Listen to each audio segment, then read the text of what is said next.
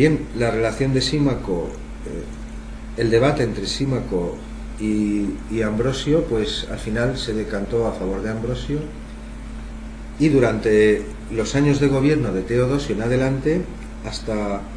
sus sucesores, pues se suceden también una serie de decretos, no me anticiparé. En el 380, lo acabamos de ver, se promulga el Edicto de Tesalónica y se declara el catolicismo como religión oficial para todo el imperio, es decir, se proscriben todos los demás cultos. El 381 hay persecuciones de paganos a cargo de Teodosio. Al año siguiente, en el 382, se retiran los fondos para el culto pagano y también se confiscan los bienes de los templos paganos y de los sacerdotes. Bueno, lo hemos comentado antes, apenas hay un año del reinado de Teodosio donde no haya leyes continuadas. 2 años después, en el 84, es el famoso debate que estábamos citando hace un momento, y 3 años después, por primera vez en 8 siglos, los galos saquean Roma. Un año después del saqueo de Roma, en el 388, Teodosio I todavía saluda en público a los sacerdotes paganos y se comporta con ellos. Es una situación reconocida, admitida, que existe de facto. Pero en el 389 hay nuevos decretos, los llaman a veces decretos infames de Teodosio, en especial los de los años 389 al 391. Al año siguiente, el 390, es la masacre que acabamos de citar, aunque esto no parece que tenga que ver. Bueno, sí y no, porque una cosa es que tú detengas a alguien por aplicar la ley, otra cosa es que esa ley sea más o menos justa según unos o según otros. Pero claro, que la gente se te eche a la calle y que se produzcan disturbios, muertos, etcétera, pues eso ya es otro problema. Y ciertamente el correctivo que aplica Teodosio, es decir, pues ahora convocamos un espectáculo público y cuando están todos encerrados nos pasamos a todos a cuchillo, que es lo que ocurrió, pues eso es una cosa sin nombre, en efecto. En especial estos años, en torno al 390, a veces los califica así, decretos infames de Teodosio. El siguiente año, en el 391, hay una nueva prohibición del culto pagano, se persigue también a los apóstatas mediante ley, es decir, a aquellos cristianos en cualquier punto del imperio que renieguen de su fe y se apunten al paganismo o a lo que sea, o a ninguna. También se persigue por ley la celebración de sacrificios, también se prohíbe por ley la visita a los templos paganos, o sea, ni siquiera podías entrar. Hay además una ley especial para Egipto, momento en el cual, este es el año 391, en que tiene lugar el famoso saqueo del Serapeo, la pequeña biblioteca anexa a la biblioteca de Alejandría, con el obispo Teófilo por allí, e incluso hay una segunda ley de cierre de templos paganos. Al año siguiente, el 392, otra nueva prohibición de sacrificios paganos, nuevas prohibiciones de erigir nuevos templos y de cerrar otros, y así llegamos al 393, que es el año en el que tiene lugar por fin la última Olimpiada de la historia, bueno, no puedo decir de Occidente porque hoy las hemos retomado, pero es decir, un espectáculo deportivo, de competición, que se celebró ininterrumpidamente durante un milenio, desde los tiempos de Grecia. Pues en el 393, Teodosio I, auspiciado, o digámoslo así, el poder civil, el poder del Estado, viviendo ya en el seno de la Iglesia, pues la cierra definitivamente. 393 es el último año de la antigüedad en el que se celebra la Olimpiada, y a partir de este momento se produce la división definitiva del imperio. 2 años después, en el 395, muere Teodosio, y uno de sus hijos, Honorio, ahora entraremos en los hijos de Teodosio, los veremos con un poco más de detalle. Una de las primeras cosas que ordena es una quema de libros masiva, en especial de libros de matemáticos. Matemáticos en esta época englobaba muchas cosas, también astrólogos o astrónomos, las dos cosas tal como las entendemos hoy, pero también geómetras y mucha gente, algunos romanos, otros de procedencia oriental. Es decir, se toma como fecha por una convención más o menos simbólica este año, 395, la muerte de Teodosio, como el fin del paganismo. hemos llegado a un punto en torno al año 400 y podemos hacer una pequeña introducción a lo que va a ser, van a ser, digamos así, los primeros 50 años del siglo V, es decir, hasta la muerte más o menos de Teodosio II, que muere en torno a esa fecha. Teodosio II era nieto de Teodosio I, y en medio están estos dos personajes que son sus hijos y alguno más, ahora volveremos a él. Es decir, estamos en 395 y este mismo año en el que muere Teodosio, Agustín es nombrado obispo. Después de la muerte de Teodosio, el imperio se divide, pero desde esta división ya nunca ningún otro monarca, ningún otro gobernante reunió a las dos mitades del imperio bajo su poder. La unidad entre las dos mitades del imperio siguió existiendo en teoría, es decir, con frecuencia muchas de estas leyes se promulgasen en Oriente o en Occidente, se promulgaban con el nombre de los dos emperadores. Y aún así, aquellas que se promulgaban en solitario por uno o por otro, con el tiempo acababan teniendo efecto y también se aplicaban en la otra mitad del imperio. Desde el punto de vista de la cultura, digamos, pues también se van diferenciando cada vez más, mientras que en Occidente prima el latín, en la mitad occidental, y cada vez es de mayor uso. En Oriente, que era más o menos desde la actual Grecia hacia el este, es decir, más o menos desde Grecia, desde Piro más o menos hacia el este, esto era el imperio de Oriente, y en África igual, y la otra mitad era el imperio de Occidente. Es decir, los conflictos no cesaron, sino que continuaron con los hijos de Teodosio e incluso con su nieto, Teodosio II, y se prolongaron hasta con los paganos, digo en este caso concretamente con los paganos, aunque a partir del 400 y un poco antes también, bueno, esto ya venía ocurriendo, pues también se extendieron la actividad política de la Iglesia o del Estado, que en este caso ya era decir casi lo mismo, se extendió también a sus propias corrientes divergentes de opinión, como hemos anotado. Es verdad, es cierto que en la primitiva cristiandad, es decir, ya desde los tiempos, desde el siglo I y II y en adelante, el mundo, digamos, el mundo sensible,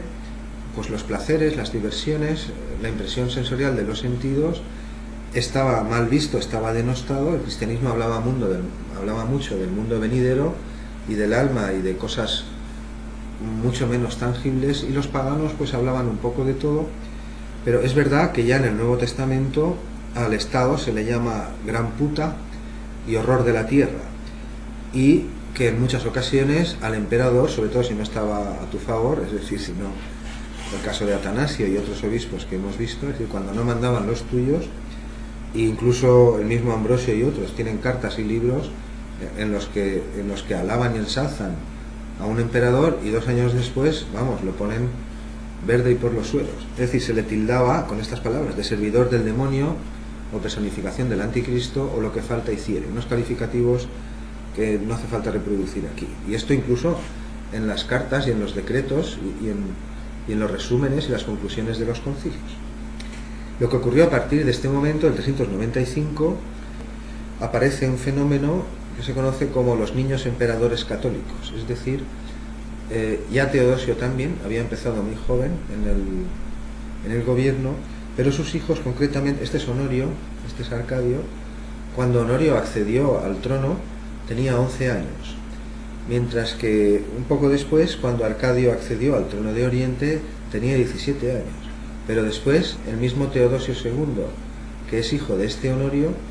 pues parece que cuando ocupó el cargo en el trono, creo recordar que tenía 4 años, ya lo comprobaré cuando vaya a corregir la sesión. Claro, es decir, ¿qué decidían estos personajes? Pues evidentemente nada. A veces como regente funcionaba un obispo, a veces otro familiar, o incluso la hermana de una de ellos, Gala Placidia, en ocasiones, aunque hermanastra, más bien, pero realmente estos emperadores, los llaman así, los emperadores los niños emperadores católicos, pues no eran independientes, no era un poder realmente, dicho un poco más claro, tanto en Oriente como en Occidente, los centros de gobierno cristianos presentaban el mismo aspecto: intrigas palaciegas sin cesar, luchas por el poder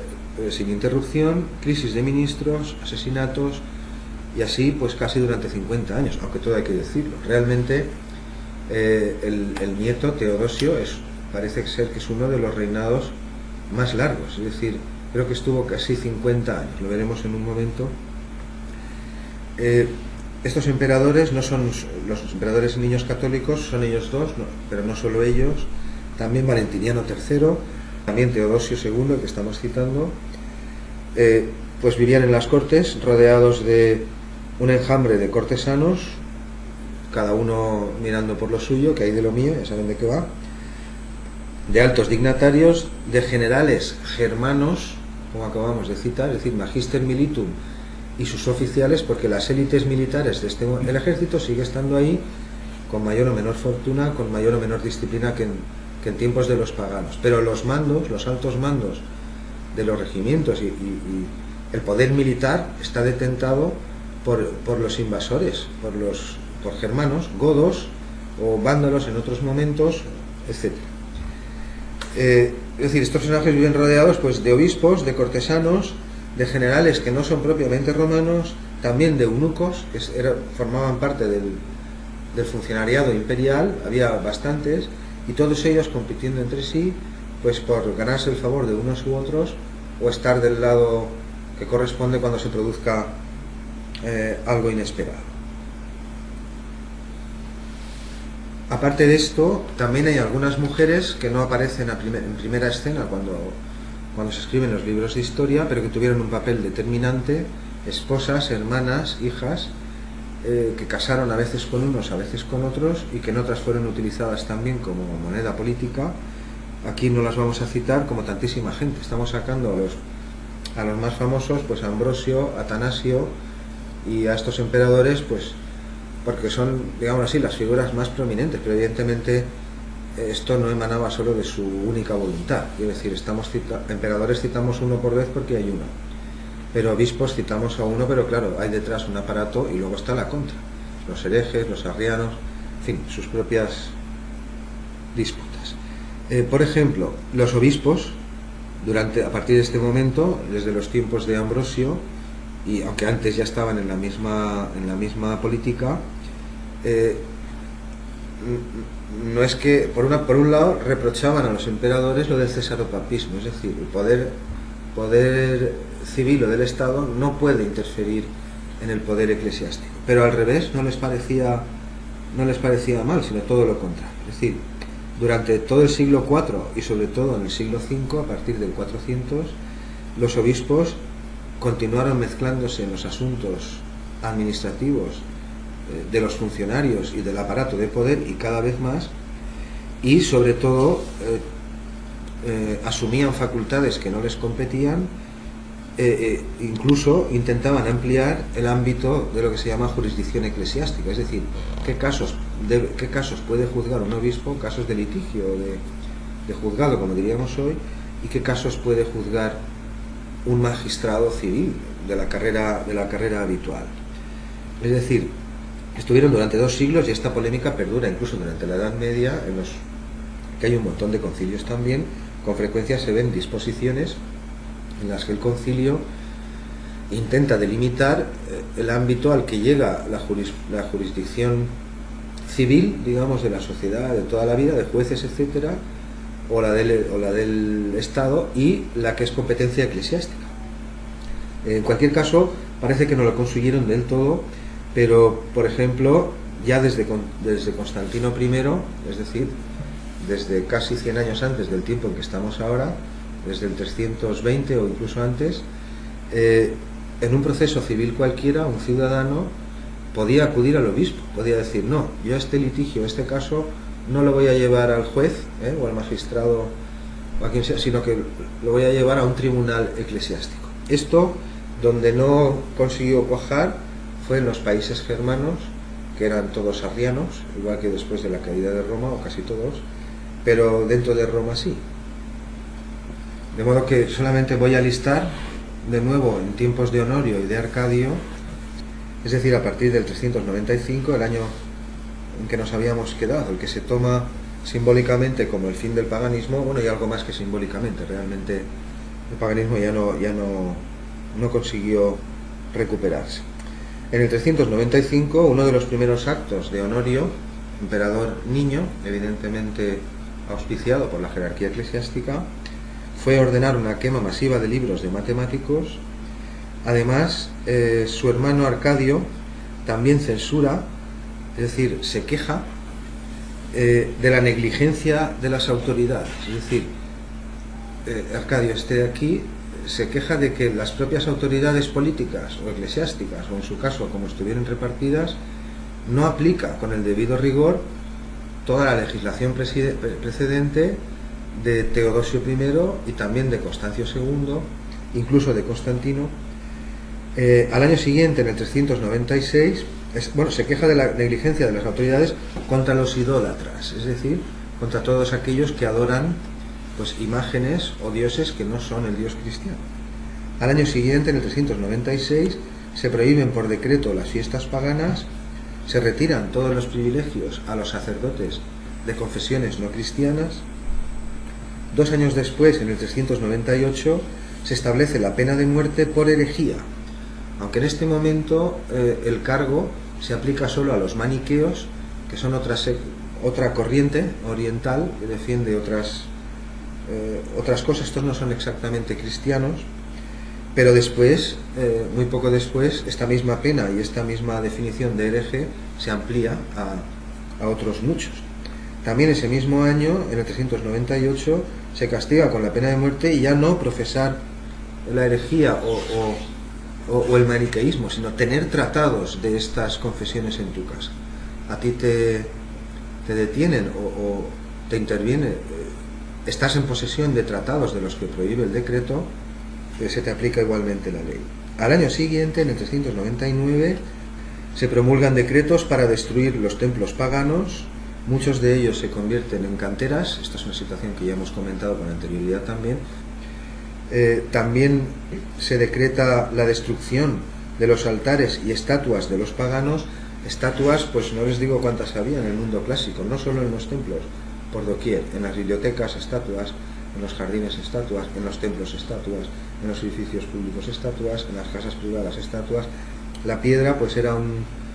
negocio bastante rentable en la antigüedad, era una cosa que perduraba mucho, y este fue también otro motivo de las polémicas que enfrentaron a los cristianos, en especial contra los paganos. Decían que adoraban ídolos, decían los cristianos que Dios no podía habitar en objetos de piedra hechos por la mano del hombre, que eso no podían ser dioses, por eso los llamaban ídolos. Es decir, que era una cosa para los cristianos. Esto es lo que decían los primeros padres de la Iglesia, era uno de sus temas recurrentes contra las imágenes. Esto se llama iconoclastia, que es la prohibición que tienen algunos credos o algunas confesiones de representar en imágenes a sus santos o a sus profetas o a sus dioses, como seguimos viendo hoy en día. Y en el seno de la Iglesia esto también ocurrió. Y en el 700 y en el 800 también volvió a ocurrir, y en tiempos después del año 1000 volvió a ocurrir. Hay sectores del imperio, hay sectores de Europa y de Asia, sectores de escisiones de la propia Iglesia, digo cristiana ahora, en donde el culto a las imágenes está prohibido. De modo que los cristianos, pues claro, veían ídolos por todas partes, porque todo el mundo clásico estaba lleno de estatuas. En unas ocasiones era arte o deleite de los sentidos, en otras ocasiones era política o símbolos, como el caso de la Estatua de Victoria o de lo que fuera, o el foro romano, en fin, los parques públicos, y en otros casos eran imágenes de dioses, pero no solo de sus dioses paganos, sino de cualquier tipo de dios.